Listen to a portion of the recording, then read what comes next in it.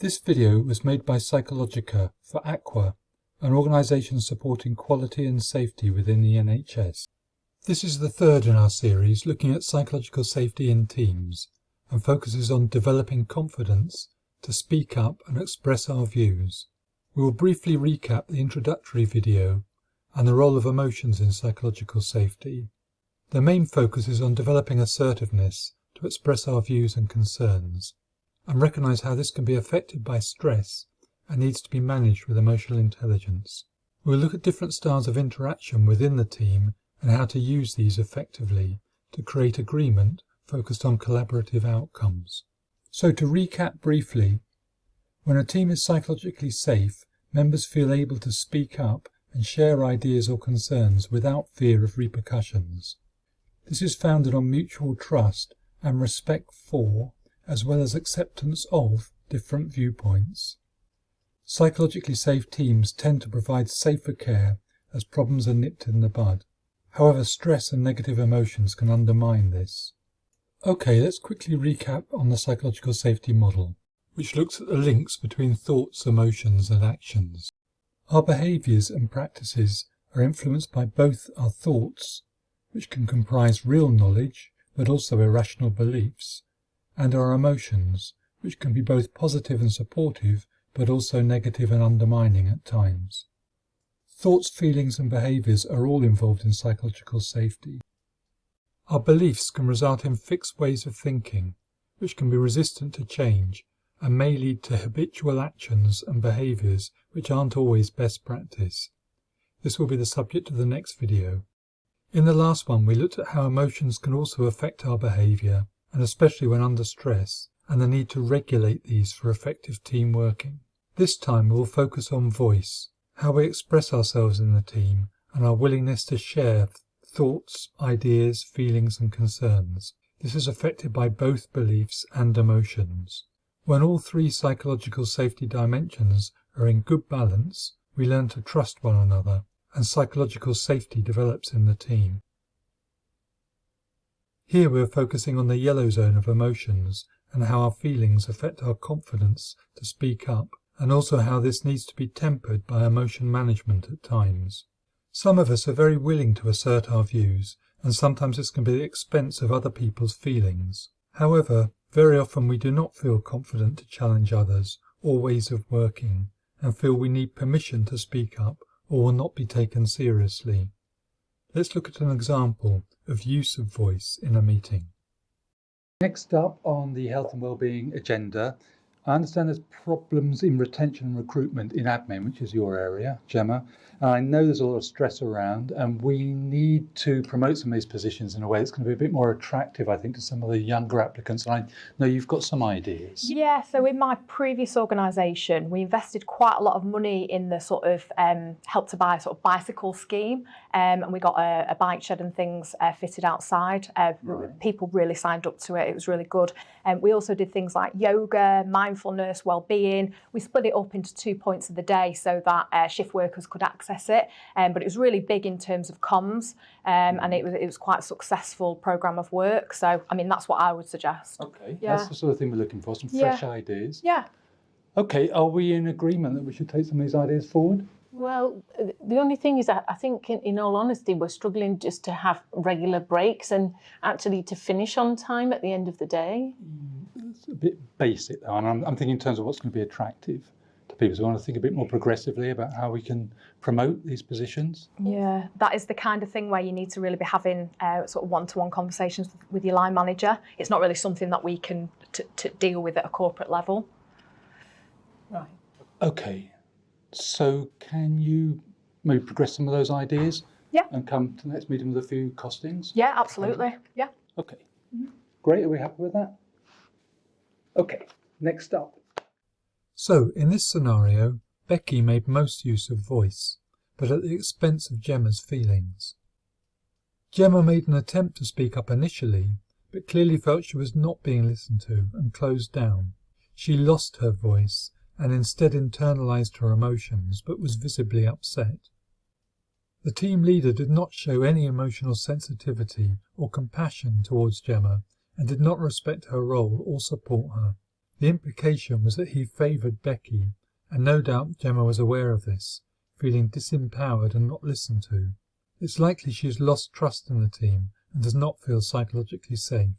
Now, let's explore a model of interaction styles, which helps us recognise the dynamics at play between voice, shown here as increasing levels of assertiveness, and emotion regulation, shown here as increasing levels of adaptivity to changing circumstances and demands.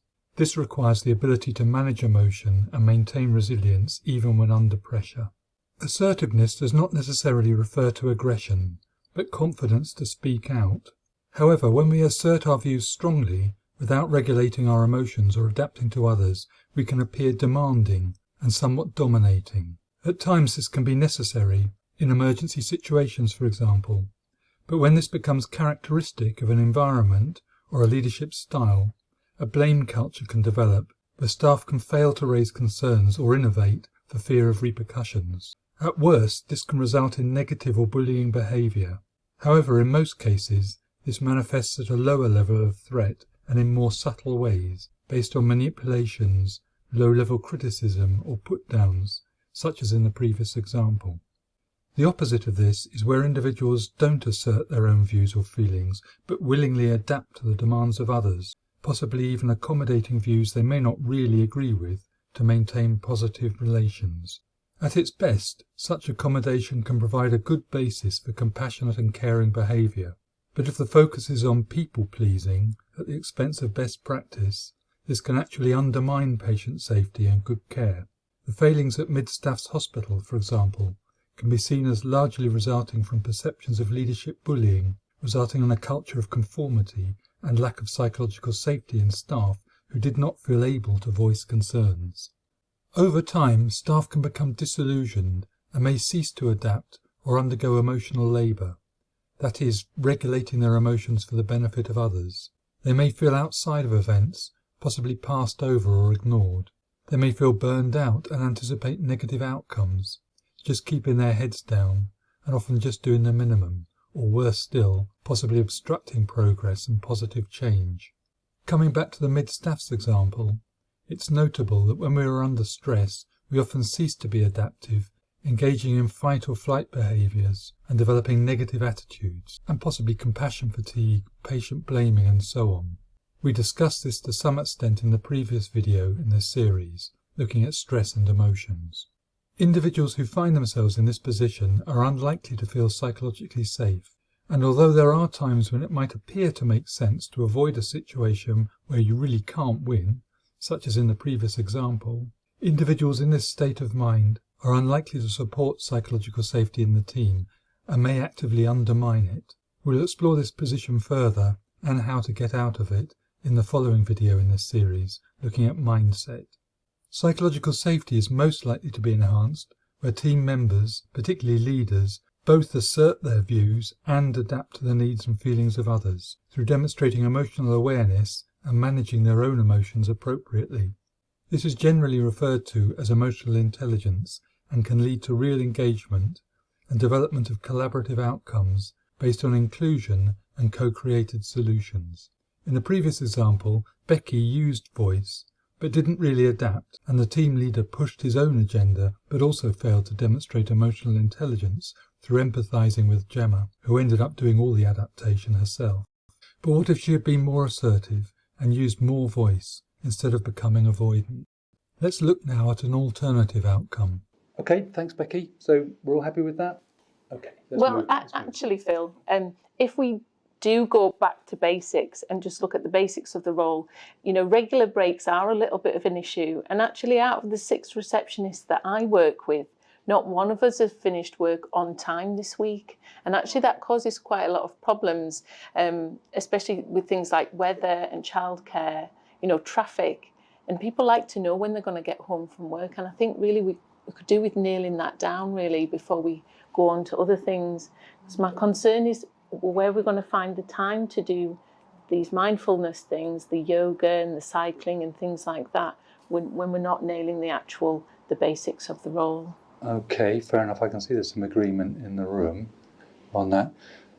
All right, well, could you get a little bit more background, some other points of view from other members of staff, put a bit of substance behind that, and possibly the two of you work together and look at what basics we really need to cover, what aspects of that, particularly the childcare bit. I think that's important to promote, and possibly any of your ideas that you think are actually feasible and can fly, because I do like them. Yeah, I'd be happy to do that, in the first instance, and then maybe think about the other things afterwards. Okay, so can I leave the two of you to take that forward and possibly talk about it again at the next meeting? Yeah.